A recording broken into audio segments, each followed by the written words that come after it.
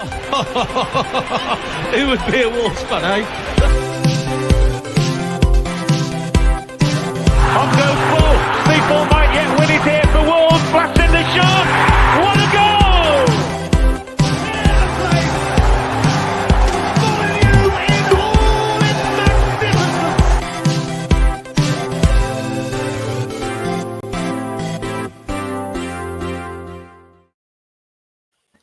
Hello everybody and welcome to Wolves Fancast. I am Matt, I'm joined by Adam Price, Luke and Josh. Gentlemen, good evening, how are we all? Not too bad. As well, thank you. Not too bad. Good. We are here to dissect the Liverpool defeat and look at the wider, bigger picture and try and make some sense of it all this evening. Firstly, thank you to everybody that has joined us, whether that be live on Facebook, YouTube or Twitter, X, or if you're listening along after the fact, really appreciate you getting involved. A bit of housekeeping, thanks to the Sports Social Podcast Network for their support, and to the fcquiz.app, and also for the T-Mill store that we have. If you want to wear your Fancast merchandise and look like the belle of the ball, then you can get involved at the T-Mill shop. There's loads of stuff on there, loads of really cool designs and some really interesting, unique designs you're not going to see anywhere else.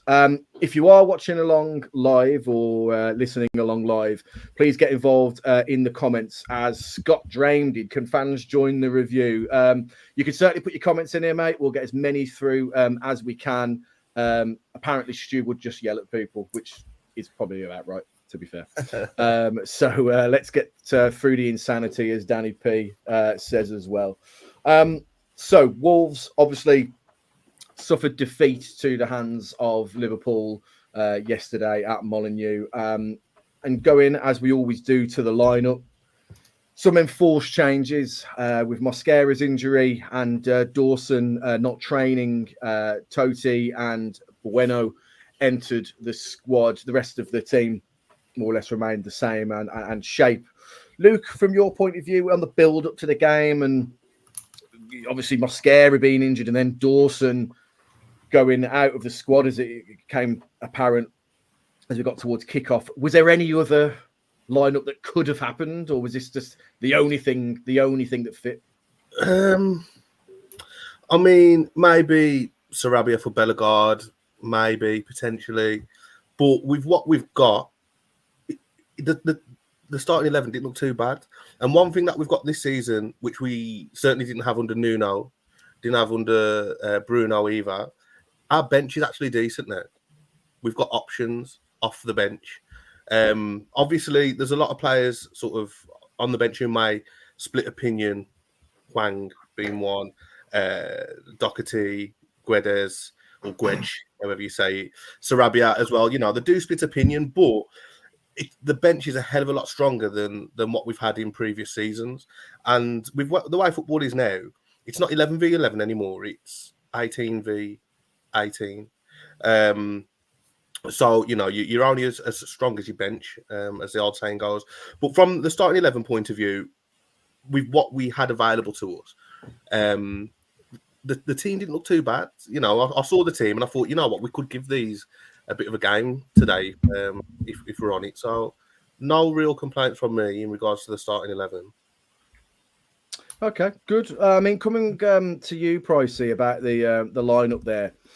You mentioned, Luke, about Sarabia, and you mentioned a few other players that haven't featured too heavily so far this season, albeit the League Cup.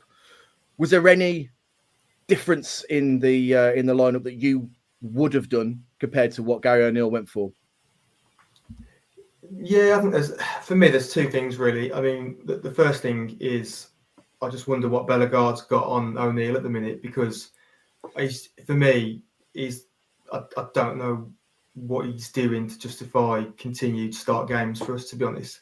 And to be honest, I've looked down pods down the last few months. I've been questioning Bellegarde quite a lot.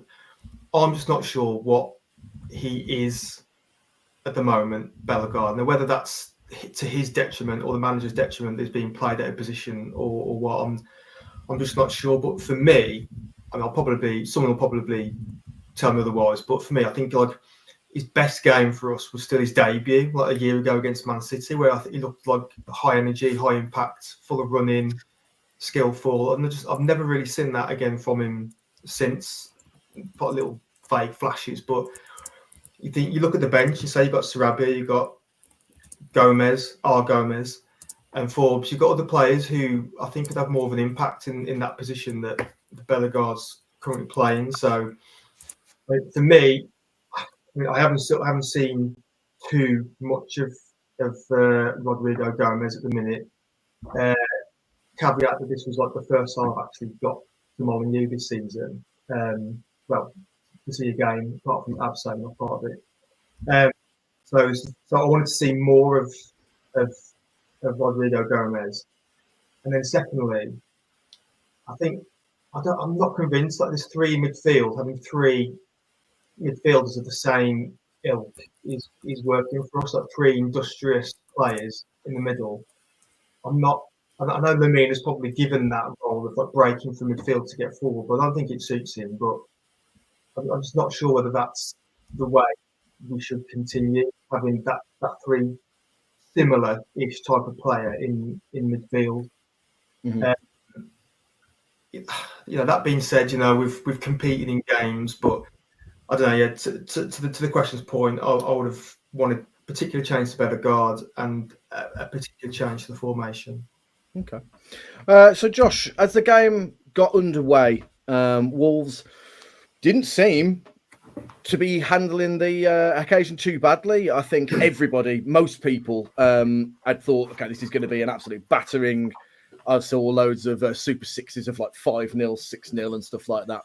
But with the Wolves had 3 attempts, 2 shots on target to Liverpool's 0, where 24 minutes in, started really well. Positive. I thought Wolves looked the better team. What did you think? Yeah, I think we started really well, which I got to credit the team. We come out and we had that. There's a bit of a period, wasn't about 5-6 minutes where we kind of pinned Liverpool back. It was like watching a top 6 team against like us. Normally, like we pinned Liverpool back, like kept rotating the ball and things like that. I thought we started really well, and the big thing was we grew into the game. We give ourselves a bit of confidence. If we'd have conceded early, you could have saw heads dropping and things like that. But I thought Bono and Totti started well as well. That was a big thing because they're not really played together that often, especially in a 2 they've not played together. So I think good start. The other thing you would say is we didn't have no clear-cut chances. We didn't create nothing clear-cut. And I mean, the one time I think Cunha had a shot on his left foot from edge of the box. Alisson just catches it. He's like unbelievable into like his quality. Like didn't give him any scraps or anything like that. Like for Larson to feed off. But good start and grew into the game and give ourselves a platform. Yeah, I mean, some of the talk prior to the game was about we've got into this habit of scoring first and then conceding and losing in the second half. So a few people were like, let's not score too early. Let's not do it. Let's just kind of let's stink the joint out and just keep it at 0-0 and just see what we can do with the game. Luke, what were your thoughts as the game was progressing? Wolves looked a decent team, and there's a bit of a cliche that's going around at the moment, but didn't look like a team rooted at the foot of the table. Yeah, I mean, the way we're playing isn't actually terrible. I don't think we're coming away from games saying we're shit. We're really struggling here. We look a yard off the pace. We're chasing shadows. We are actually competitive. For me, I think we had a conversation in the group chat earlier today or yesterday evening. I would make a slight tweak to the formation because what's going on in the second half of games for us, I don't know. But again, I'm still convinced I heard it wrong. But when they mentioned yesterday that we hadn't played the ball or played a pass or touched the ball in Liverpool's final third for a period of 20 minutes, that is a concern. And you can knock the ball back to the goalkeeper, to the centre back, to the fullback, back to the centre back, to the goalkeeper, as long as you want. But you're not hurting anybody doing that. Obviously, I know football's gone the way where they're trying to pull somebody out of position and move teams from left to right to try and create an overload or a bit of space. But we're not that team. We're just not that team. We're not good enough. We haven't got that penetration or that threat going forward to be so sort of playing on the back foot. Our generation, apart from you, Josh, you little youth, we're used to direct football at Wolves, aren't we? And that's when Wolves have always been at their best, is when we've played direct, not when we're fucking about at the back and all that sort of stuff. So, but with that said, waffling on a bit now, but we don't look terrible, but we look really, really blunt. And that's my concern. We have conceded a lot of goals, but it's weird because we're still not being carved open either, really. Yeah. Chelsea second half, you could argue that. So it is weird because the performances aren't terrible. The results are. Is there room for improvement? Most definitely, especially going forward, in my opinion. But how do we change it? Well, how does O'Neill change it? Because it's obvious that it's not working. And I know that the fixtures have been really, really difficult. And the fixture supercomputer has bummed us for probably the 6th season in succession. But I don't know. Something's just not right. Something's not right. We're going to get on to kind of in the second half of the show what lies ahead, I suppose, for Wolves in a run of fixtures and who's to kind of blame for the kind of position that we're in at the moment. Going to the game itself, that man, Diogo, got a yellow card for a challenge on Lamina there with an already strapped, just shy of his knee there. Is it the point in time where the novelty of an ex-player now with Diogo Jota, I don't know how many years ago it was, Price, where it's not really a thing anymore when Diogo Jota plays. It's just, it's Diogo Jota. He's the not the honeymoon period, I guess, but is that over now for you? Oh god, yeah. I don't think I even clocked like a mention of anyone giving him any stick at all yesterday. I know I haven't. I tend to just not do anything when the next player comes back, to be honest. In me and my petty self, whenever a player moves from Wolves, I just want their career to fail instantly. wherever they go, I just want them to. I want it to be miserable for them, just for the sake that they've left Wolves, whether they wanted to or not. I just want, like when Patricia went to Roma, I hope they've never qualified for Europe, and I hope they just like capitulate down Serie A. When Jota went initially, I thought, well, I hope Liverpool be shit now. Neves was probably the only one. I'll give you that. Neves was the only one, probably because he went to, far-flung corners of the earth. But I just thought, well, he can just crack on. He can go and do what he's been doing, winning the league without getting beaten. That's fine. He can do that. But anyone else when they leave, I tend just to want their career to fail. But in the ground, I don't give them any special attention or anything like that. I'm just trying to think from years down the line. Was there anyone that I truly hated when they came back? I'm trying to think if Greg Halford ever played against us at Molineux or something. But no, he didn't. He didn't, because I was waiting for him for years. I bet you were as well. He never did. But I mean, yesterday with Jota, you're quite right, Matt. Actually, what you said, it's just now. It's just it doesn't provoke any other reaction that is there now. It's, like I say, it's been a few years that since he's gone, and I don't know. We'll have the memories, but now he's dead to us now. And that's been for a while, so he doesn't get any extra special attention. That's fair. As the game progressed, Liverpool did start to get into it. And whilst they didn't have a lot in attack, we were in the first kind of 20, 25 minutes, they showed that they can hurt a team at a moment's notice. And Sam Johnson had a save to make from Liverpool there. His left boot, there's a still on our screen, his left boot just connecting or just at the top above his boot. From my view, with a Billy Wright upper where I was, it looked like a sensational save, made his body really big. Josh, from your point, should Liverpool be one up, or is it just outstanding goalkeeping? I felt he just flung himself at that, which is fair enough. You got to be in the position to make the save, ain't you? But I think he's just flung his body at it, and we got a bit of luck there with it kind of coming off his thigh and going out. It could have easily gone through his legs or his off his thigh and gone in and stuff like that. I think the worrying concern now is you're leaving a player of that quality like free in the box to have such an easy chance in front of your own goal, and it's down the flank again, isn't it? Like a couple of balls down the left-hand side, right-hand side, sorry, and Robertson, it's like a pearl of a ball across. You know what I mean? It's like the worrying thing for me is you're letting players like that such have free time in the box.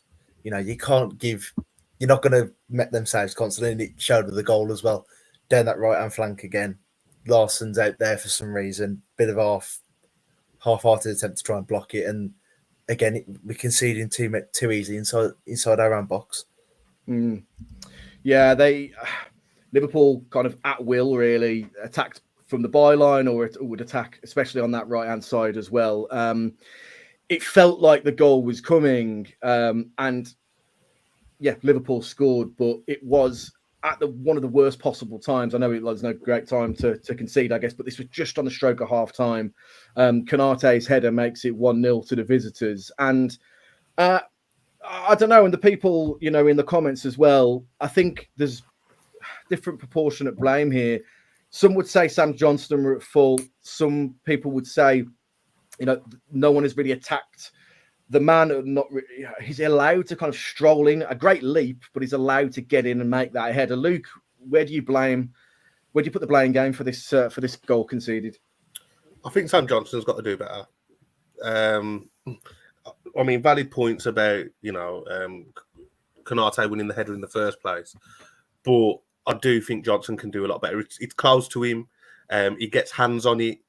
For me, he's got to be pushing that wide of the goal and into a safer area. So as good as that save was, or as bad as that miss was earlier on in the game, I think it's got to go down as a goalkeeping error.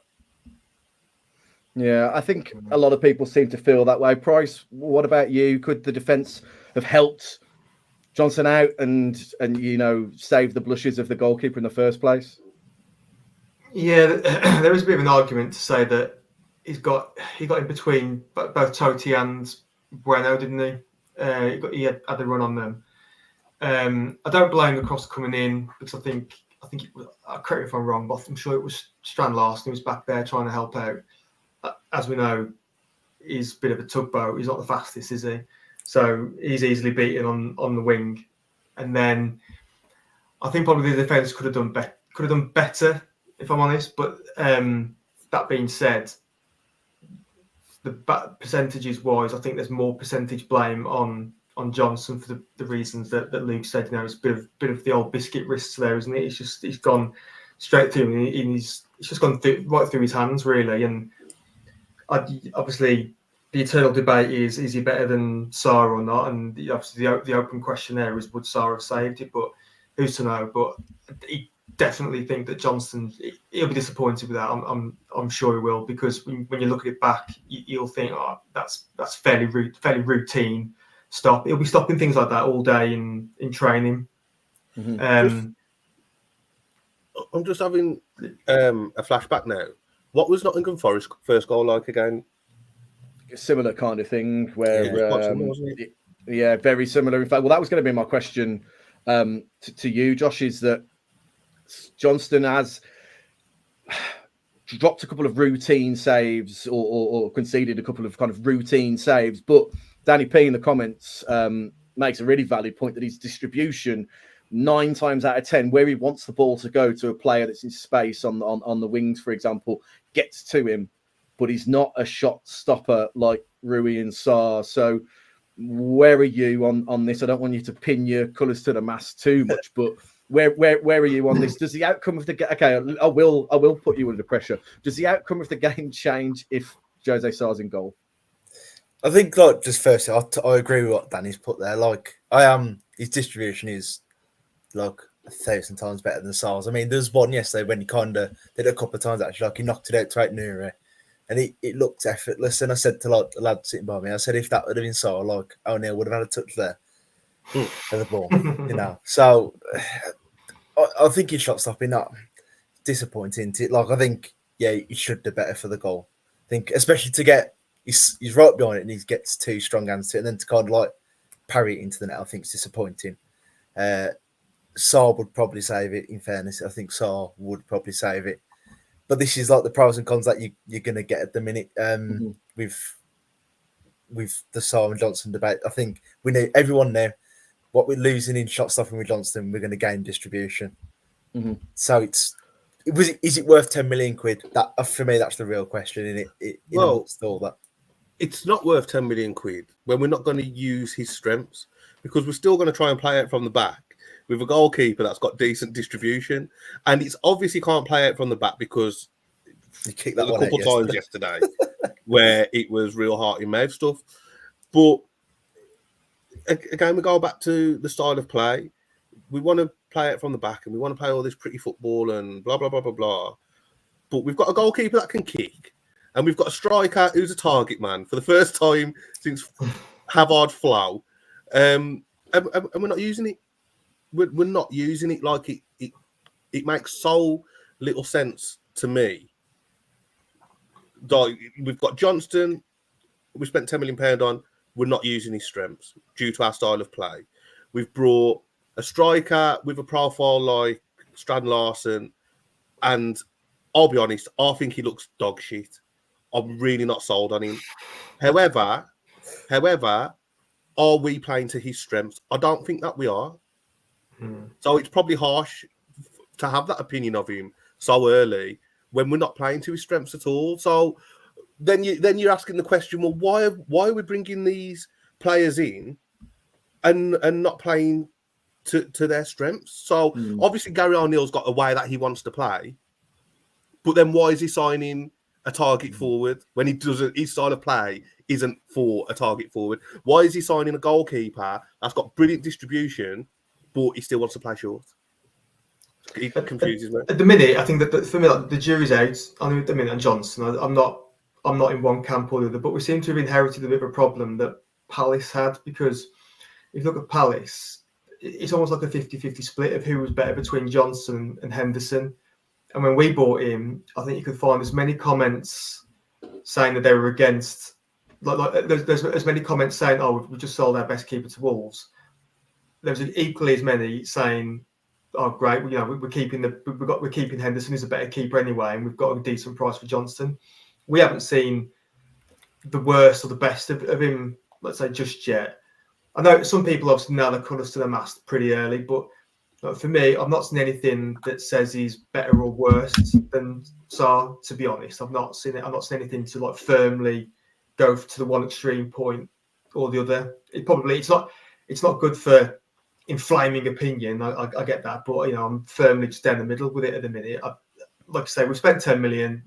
Really, Saar shouldn't be here because he was getting his move off somewhere else. That hasn't happened. So we've now got this situation where we've got two first teamers, and if the results keep staying the same way they are, we're going to have this debate almost like every week. If like Johnson's letting in 2 goals a game, we're going to say, well, at what point do we say, was this actually a mistake buying him? Should we just stick Saar back in? Or there's a lot of that. There's a lot of the talk as well about your homegrown quota and all that kind of stuff, with allowing us then to not have a a homegrown centre back. But that's another debate that we probably need an entire show on, really, the centre back situation at the club at the minute, to be honest. Well, what Strand Larson did do, Luke, to your point, is have a big hand in the equaliser. It makes it out like the still we've got on here that Larson was kind of fouled in the build, but actually he picks the pocket of Konate, gets around him. The ball goes to Forbes, who doesn't really cover himself in glory, but by sheer dumb luck, it gets to Ryan Aït-Nouri, who slots home for the equaliser. What Match of the Day didn't show you was a really lengthy VAR check. And Josh, they had on the big screen in the stand, they had like long after the goal had been given, an explanation of what got on, which was strange in itself. But the goal, Strand Larson picking the pocket of his man and getting the ball across, that doggedness, it's something I feel like we've lacked a little bit. What was your perception of the goal and what it meant? I've got to credit Larson there. Like he chased down a bit of a dead ball, didn't he? I don't think no one expected him to to kind of come away with the ball from that. Obviously, I don't know what Forbes was trying to do. Was he trying to wrap it into the far corner, or was he trying to like fall out while taking the shot? But I think, like I say, fair play to Lawson, especially to like kind of muscle off Kanate, because I don't know if Kanate knows if he's there or not really, but Kanate's a big lad and he muscles him off well, and and you have that lengthy VAR check as well, and you're like in the stands, you go, what is this for? Because genuinely you could not see what the issue was, and then they showed a replay of no handball by Forbes, and you're like, where is that coming from? A handball, like it's like picking out things. Why are we trying to display goals? I think most people assumed it was for the pull, quote unquote. Luke, was that your kind of your diagnosis of what VAR was trying to pick apart this goal for?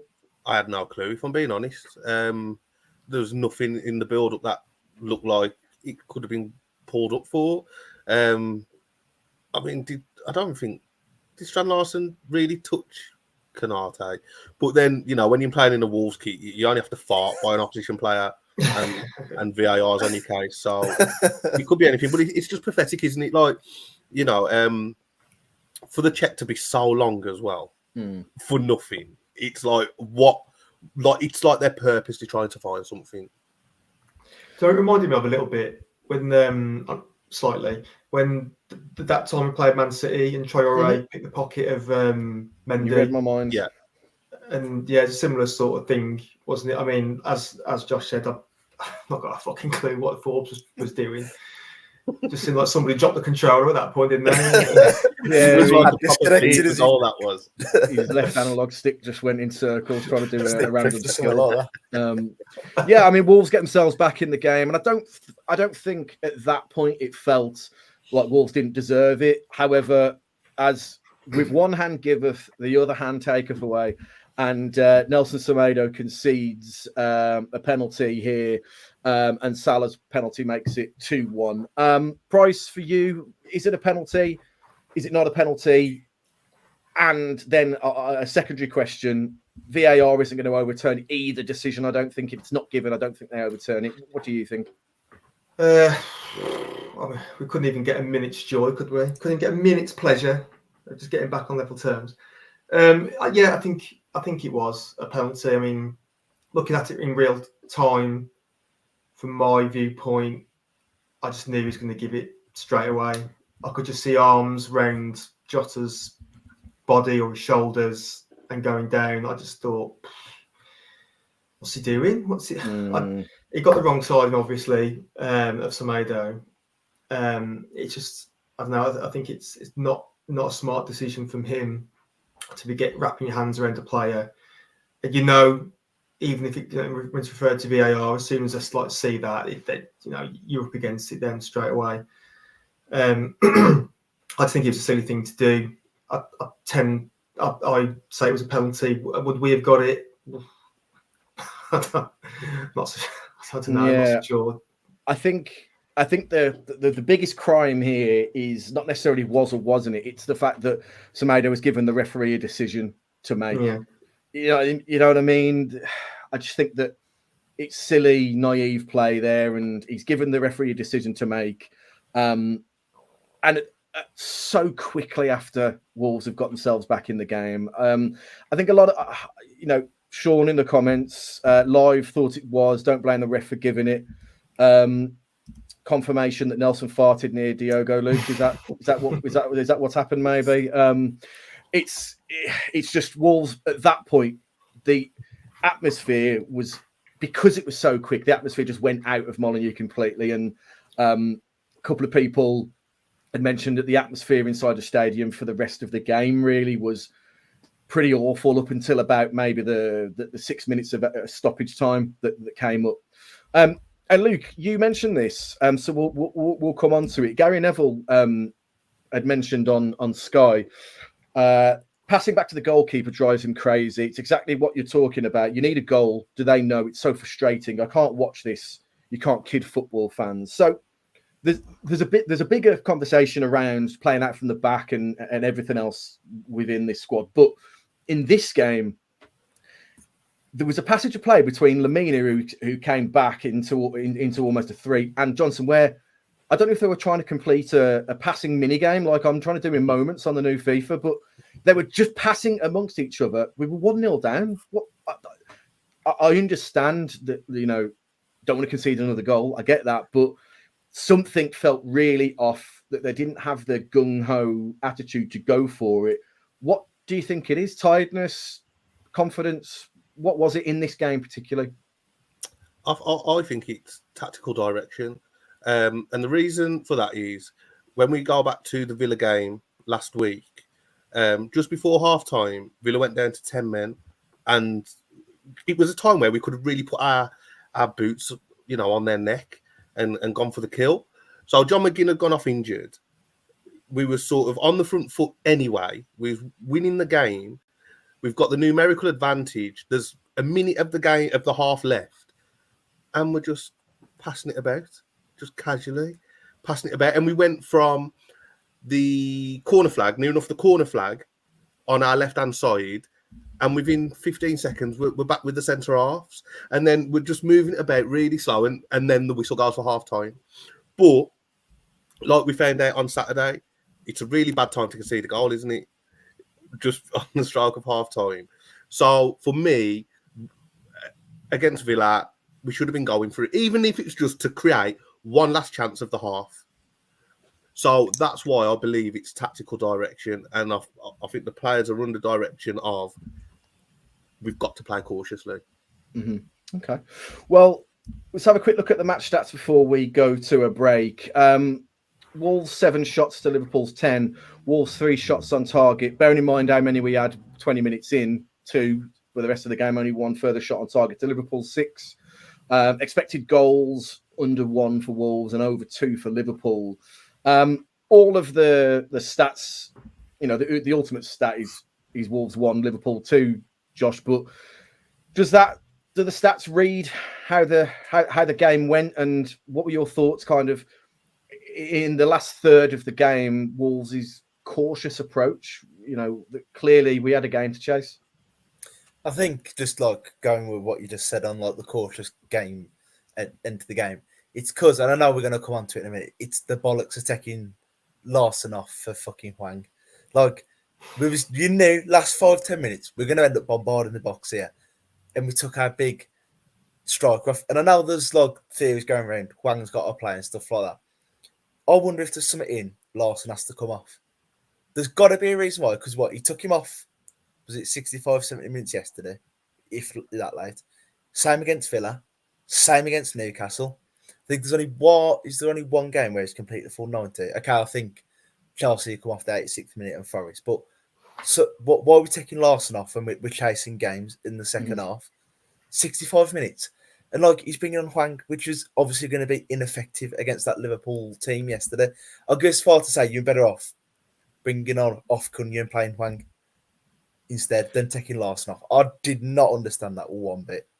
Yeah, it was a strange approach, and I think we're going to get onto the subs after the break and Gary O'Neill's in-game management, and ultimately come to a conclusion in the inquest of what went wrong during this game. But we're going to have a very, very short break. For those watching along live, you won't have time to go make a cuppa, but if you're listening along podcast wise, you can give it a pause and go about your business as you want. But we'll be back in a few moments.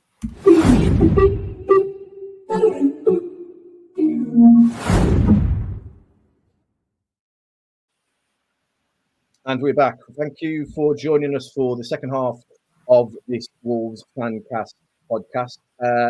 Few mentions again. Thank you to the Sports Social Podcast Network for their ongoing support. FCquiz.app, and of course the Wolves Fancast T-Mill store where you can get your Fancast clobber.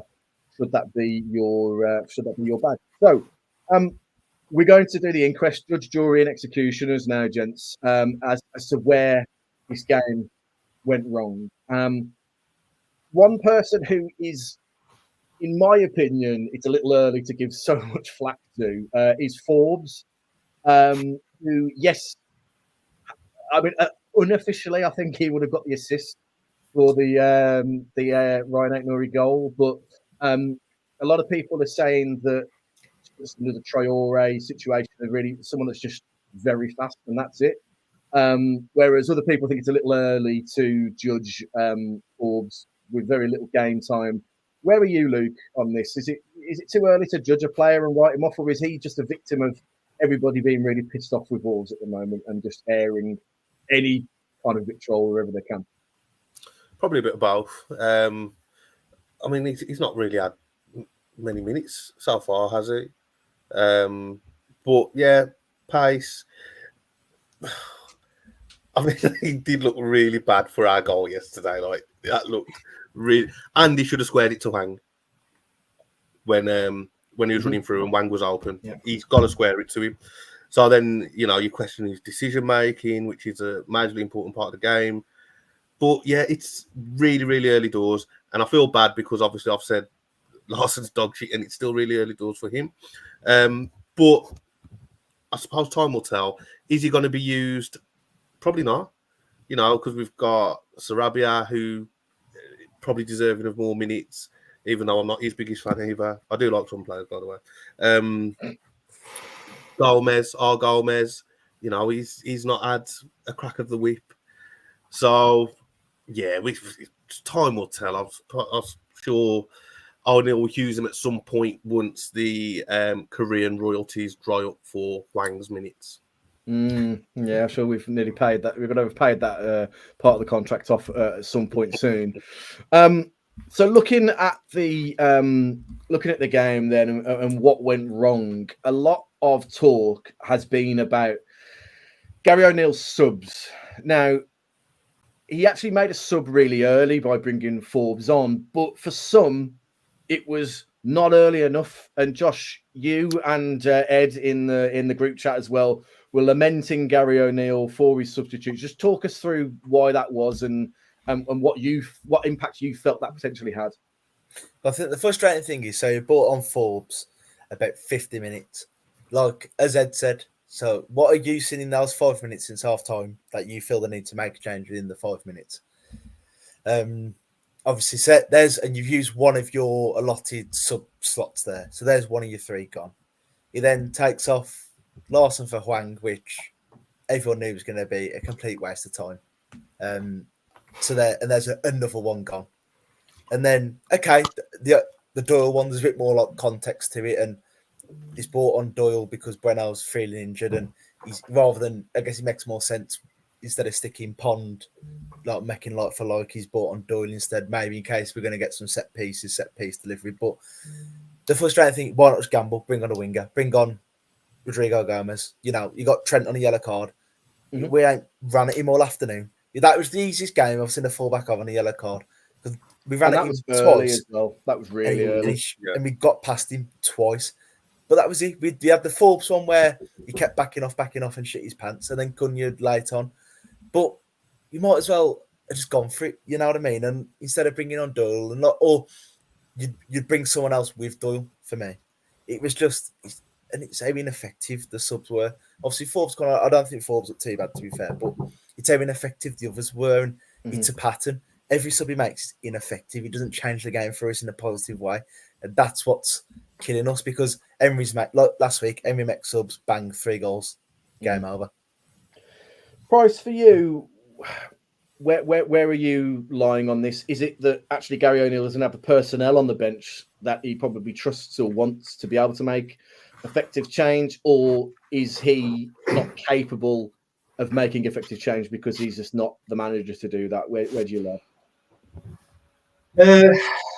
He does have players on the bench that can make a change, because as we've said before in this very pod, that our bench is probably the best we've ever had in the last couple of seasons.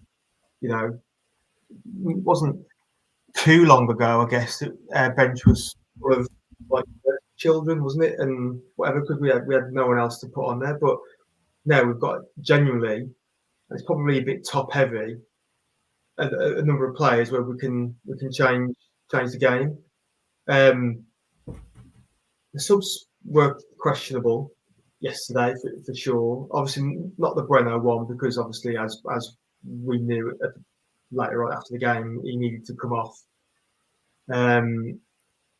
But I agree with what Josh has said there. Like, a 50-minute sub means that's a sub that could have been made at half time, surely.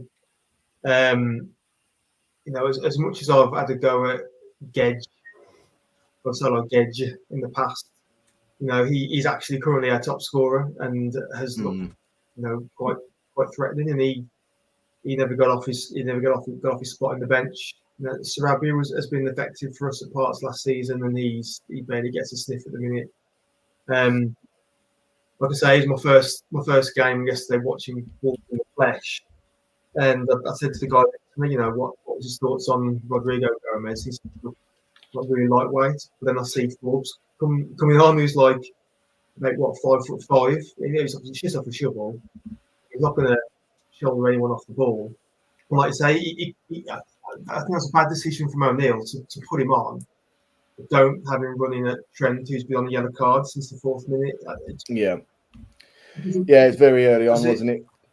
Yeah, some of the things didn't add up. The taking off I just did a quick check actually. That Larsson's come off in the 60-ish minute for the last 2 games running, and I don't think that was the right call. I certainly to put Hwang on, who, as we've all saw the pictures, and where did he touch the ball about once in like the whole 20-odd minutes that he was on.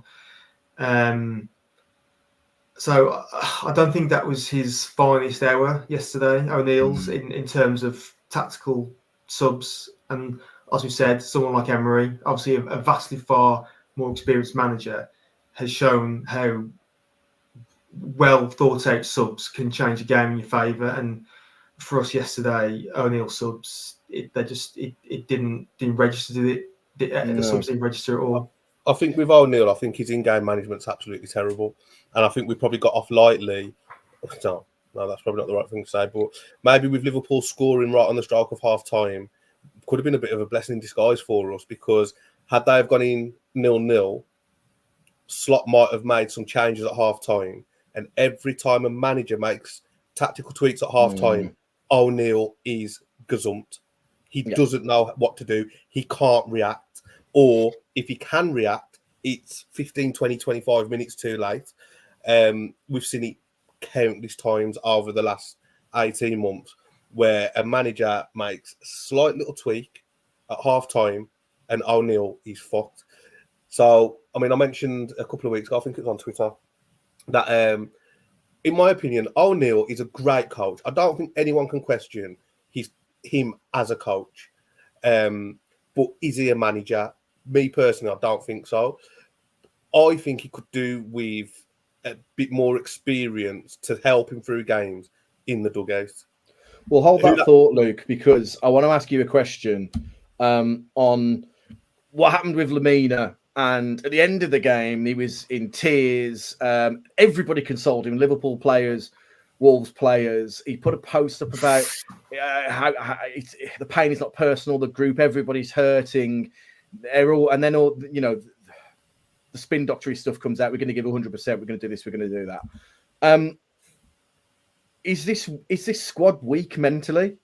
And is that then a direct product of the manager, or is it a direct product of those big personalities and those big players who aren't stepping up, not stepping up? What's the virus here? What's the cause of this? I think it's a mixture of everything. So I really like Lamina, and I was even saying myself when Kilman went, Lamina captain, but he's too emotional. I think he's too emotional for what we need. And then when you talk about sort of mentality and are we fragile, are we weak? Bueno going off because he's got a sore arse. Come on. We're at the bottom of the table here. We're in a bit of a dogfight early doors. What's he going to be like in January when we've got, I don't know, for argument's sake, Everton away? This is a player that's fighting for his place as well. Exactly. That makes it even worse. And I mean, it'll probably come out now. I've said that he's ruptured his anus or something, and it's actually really serious. Proud of saying this. That's come off. But do you want players fighting in a relegation battle, or even fighting, to get into Europe, the slightest little niggle and the Dow fancy, and they're coming off. Mm-hmm. You know, it's and you know, obviously, I was mentioning O'Neill earlier, and I personally feel he's a bit weak tactically, and making changes and reacting to changes. But at the same time, it's not all on him, because there's something isn't right with that squad. Mm-hmm. And I can't put my finger on it, but something's not right. Price, where do you stand on this when it comes to the mentality, and where do you have the blame for that? You know, a lot has been said about Lamina as a captain already, but does the captain's role even exist anymore? Does it matter? So where do you lie with this? Yeah, you're right. I mean, the captain's role, it's not so much as a prevalent thing these days, is it anymore? I mean, you walk out with the mascot and you do the photos on the semicircle at the centre circle, and that's it, isn't it? Really, as a captain, and you hand the team sheets in. That's probably it. And we did the Christmas party kitty. I think that's what the captains do nowadays. But it was, like I say, it's the obvious choice when Kilman went. I don't mind him being emotional. That's obviously him and his personality. He's not the only one. You know, I'm sure when Kilman went, I'm sure I read somewhere that, you know, O'Neill was considering someone like Cunha, another emotional player, as captain. You know, the polar opposite from Kilman. You know, you barely registered any sort of flicker of human emotion out of Kilman at the best of times, but you've got Lamina, who's the exact opposite. And I get what's made everyone sit up and take notice is when he actually referenced it himself in an interview, didn't he? Mm. He said that we've got this loser's mentality, but we have to break this losing mentality. I don't think he purely, I'm hoping he didn't mean losers mentality and meant losing mentality, because we just haven't won for like 5 months now in the league. But to put it out there, and that's now public comments, you know, that people will latch on to that now. And it has been a while since we won a league game, and this is going to keep coming back up. You know, with these guys, they don't know how to win. They've forgotten how to win. Yeah. The only thing that, you know, I saw many comparisons, you know, on Twitter, X, the last few days about O'Neill's got to go, he's got to stay, and all the for and against. And I saw another parallel earlier that when Iraola had his first season at Bournemouth, obviously replacing O'Neill, you know, it took him to the 10th game to get his first win, and everyone was saying then that it's just a matter of time. After game 6, 7, 8, and then even the 9th one, he said, it's just a matter of time until this guy's gone. And then they won the first one, and shortly after went on a 7-game unbeaten streak. So it's funny how football can turn, and, you know, we've gone 6 games, and yes, you know, we have played some tough teams, and we can all largely agree on that, right? You know, we played some tough teams. Yeah. But if we take Matt Hobbs' pre-season comments when he was talking to Larson after we signed him, you know, we're looking to push towards Europe. A team that's looking to push towards Europe has got to take some points off, you know, the teams we have played already, like getting a draw against Arsenal opening day, beating Newcastle at home. These are the teams where you think, if we are going to get to that level of being 8th, 7th, possibly 6th, you know, we can't just sit back and go, look at we played, we will lose them anyway. But that's not the mentality of a team that should be going to Europe, as Hobbs has said. We can't say, oh no, our season starts in November, as you know, some people often say, because that's losing mentality talk, isn't it? Oh, we're not counting the games against the top 6 teams. That's bullshit. You've got to, if we want to get to where we all want us to be, we've got to start taking points off these teams, and that means that, you know, everyone, the manager, the players, have all got to step up and put in the performances and get these results. Now, we have been competitive, as I said at the start. We have been competitive in these 6 games. Second half of Chelsea apart, obviously. You know, we've been in games for by and large, you know, for a good chunk of the games. It's just, you know, something's happened throughout on these games, or we've ended letting ourselves down. So, you know, rabble over, but, you know, I think there's blame to be apportioned in all corners, really. I do think that, let's say last year's Wolves, I think Liverpool didn't get out of second gear in this game, and I'm not sure a better Wolves would have beaten them anyway. So I don't know if this is a great example of that. But I think you're right. The other Wolves teams of the last 6 or 7 years, or however long it's been, could have found a way. This team yesterday didn't look like they were going to find a way in any way. Speaking of Liverpool, Onslaught said Wolves absolutely don't deserve to be 20th. He's watched every game and they've been in every game with a chance. 20th, no way. They will not be there at the end of the season. They have an excellent manager in Gary O'Neill. I myself put on a tweet earlier today saying everybody but Wolves fans seems to think we will get out of this. Some of the reactions on the socials are, there's a lot of negativity on the socials, and I know we've said this many times. We did a mental health episode on social media, so it's not the be all and end all of the fan base, but a lot of people are saying that we will get out of this, Josh. But where do you lie on what's going on with this team, and when decisions have got to be made by the people who have to make them? At what point do you stick or twist?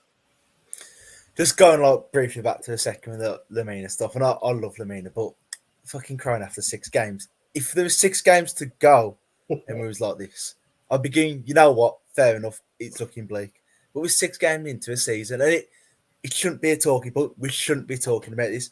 Your captain should be able to go off at the end of the game. I mean, he's had enough fucking losing with Wolves, He's been in enough fucking losses. He should know what it feels like by now.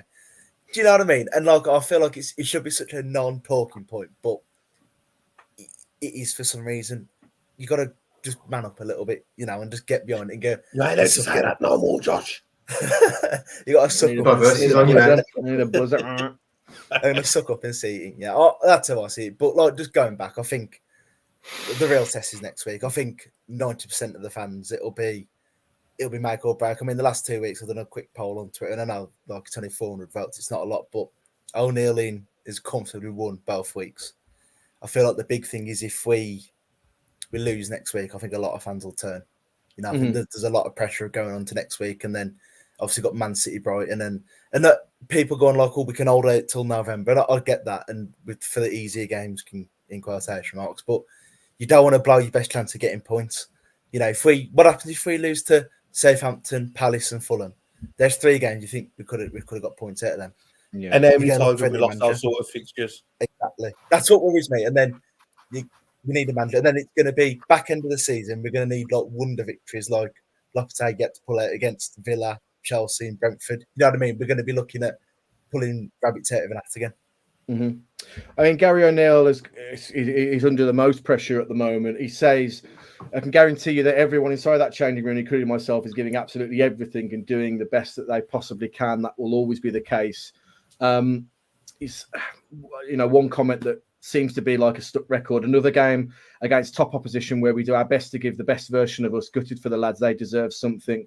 We haven't managed to get one go our way yet, but there's a load of stuff I absolutely love about the group. We keep going.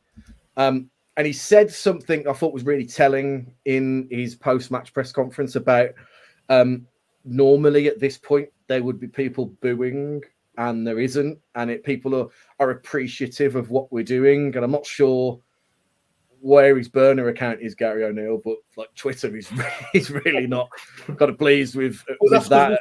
We've priced out all the fans that would give a bit back in the stadium, yeah. Yeah, no fucker can afford it no more. Who would have a go? I mean, I felt like apathy in the ground. I think people are so fed up. It's gone beyond being angry and annoyed. People are just like the wind was sucked out of Molineux. The breath was sucked out of Molineux yesterday for me. And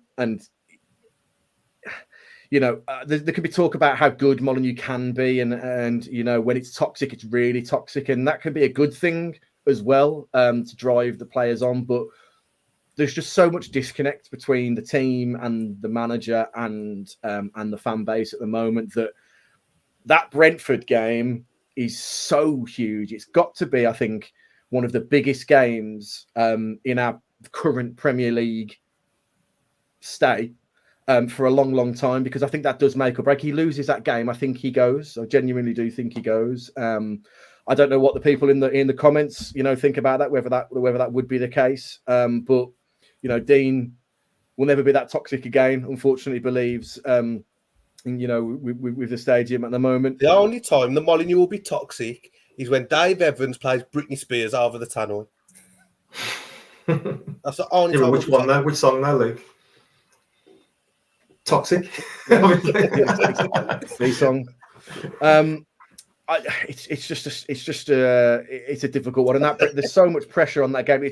It's really, I think the best thing that it could be for Wolves is that it's not at home. Do you know what I mean? That it's away. That it's not a pressure off scenario because it's away. Like I think we have to win. We can't lose, and then we have to win. We can't lose it. If we lose that though, when you lose, it's the away fans. Well, the question to the group, Josh, I'll ask it you. I don't know. This might just be taking things out of context, but there's a clip that has gone semi-viral of Lamina taking instruction from Gary O'Neill, and at the end of the clip, like Lamina rolls his eyes and kind of like, what? That can't be what it is. Surely, I mean, no. There's thousands of cameras and angles, and nothing gets missed. Lamina can't be stupid enough to actually think. He actually rolled his eyes at the instructions at the manager. That's got to be taken out of context. Has it? Can it? Surely. I messaged Dean and I said, for me, there's nothing in it. I just think it's false fans in it. We do that we're in a little bit of crisis and everything's blown over. It's like everything's magnified 1,000%. O'Neill could have said to him, Lamina, fucking get in that box and score a bastard goal, and our fans would have started complaining about it. You know what I mean? I just think it's such a non-starter for me. It's just that when it's because everything's going wrong, it feels like we've got to then look for little signs and stuff like that. Come on, Luke. I need you to tell everyone that we've lost the dressing room and everything. I mean, you know me. I don't like a conspiracy theory, man. But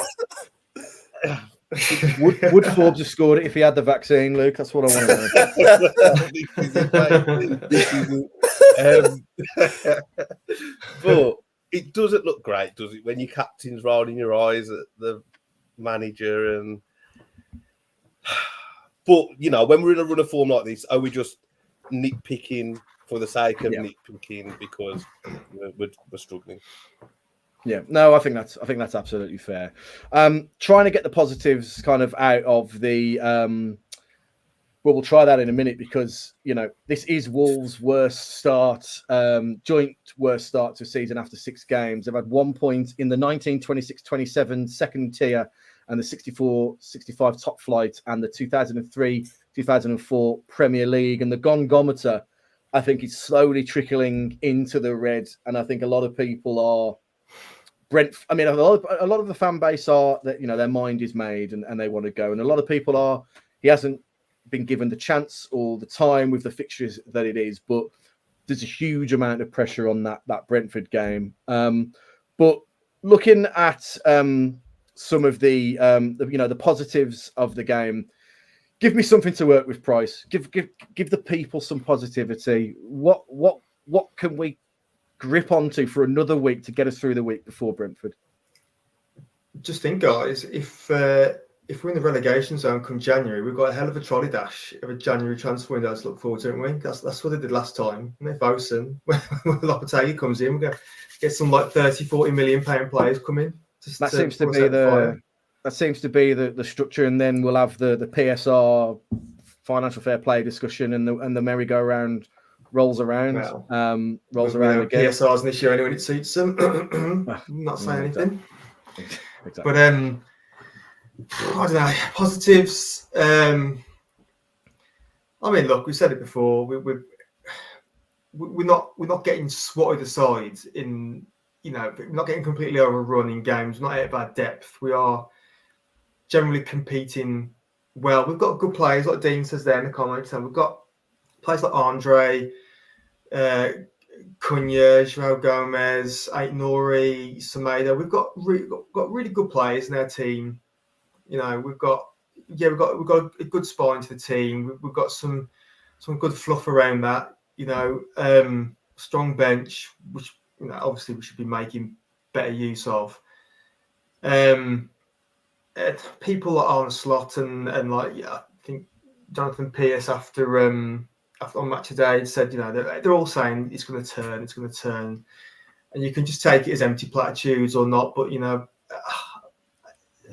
other people even before Arne Slot have said that we shouldn't be down where we are. We're playing better than what our current position says. Just like VAR decisions, you hope it evens out over the course of the season. Well, we're hoping that our form can then starts to even out and like gives us a bit of a representation of where we should actually be. I'm not saying that should be top half or anything, but at the minute we're playing better than what bottom of the league should be. But end of the day, you know, table doesn't lie, and we don't actually deserve to be anywhere than where we are, even if we have played all right. Mm-hmm. But yeah, the positives are we've got good players. We should hopefully start putting something together, put like a little mini run together soon. Maybe it'll start against Man City. We did last season. We never know. Well, Josh, providing we don't concede within the first 60 seconds against Brentford, like so many others have, the last three teams have, it's a winnable game, at least on paper. Are you feeling positive? Have you seen their injury list? Mm-hmm. I think if we don't beat him, I think Eds will be gone. It'll be Chernobyl Wolves on steroids. Because I think if they'd had like a full strength team, you could make the excuse, but they've only got like Burma really, and you're like, God. I think it's really too positive. I think if the way I look at it, we've got to win one eventually, haven't we? The law of averages. We're going to win one eventually. Why can't it be Brentford? We feel that's positive about it. Ivan Toney will put a bet on it. All I'm going to say is if we're favourites for the odds and we lose, fucking someone needs to bring that up in a press conference. Yes, I know they do. Luke, and I'm going to close with you, mate. Give us some positivity. Give us that, that sunshine approach that I know you have. There was a tenner off the tops in the club shop. There was. But I think we've played 6 of last season's top 8 or 5 of. Either way, we played a lot of very good footballing teams. So that's nearly out the way. Just got Man City to come. So the positives are we have a favourable run of fixtures coming up. Mm-hmm. I know historically that means naffle when you support Wolves because the amount of times we've lost to Huddersfield, we've lost to Watford, Sheffield United, blah, blah, blah, blah, blah. But if you was to pick a run of games to go on a run of 4 wins out of 6 or 7, for example, you'd probably pick the games that we've got coming up. Okay, I like it. Danny P, I don't know if he's made a WrestleMania 3 reference here, but Hogan versus Andre. But Brentford, no attackers. Wolves have no defenders. The movable force versus the stoppable force. But it's a huge, huge game. Darren Groker in the comments, what happens if we don't beat Brentford? Well, this is how I segue very nicely to a preview show that we will do and give our opinions on. And of course, we will be here post Brentford win, lose or draw as well to discuss everything that goes on. So listen, I want to say thank you to everybody for listening along at home, whether that be live or in podcast form. Really, really appreciate your time. And thank you to the Sports Social Podcast Network, and thank you to fcquiz.app as well for their support. T-mail shop as well for your Wolves Fancast goodies as well. Gents, thank you very much for joining us this evening and hopefully putting an analytical but yet positive spin on what's going on at Molineux at the moment and beyond. We will be here, wind, rain or shine, to talk about it. So please make sure you're subscribed and liking the content. We do this all in the midst of trying to get to as many people as possible. So thank you very much. So everybody have a great evening, have a great day, have a great weekend, have a great rest of the week. Check in on your friends, look after each other, and we will see you on the next one.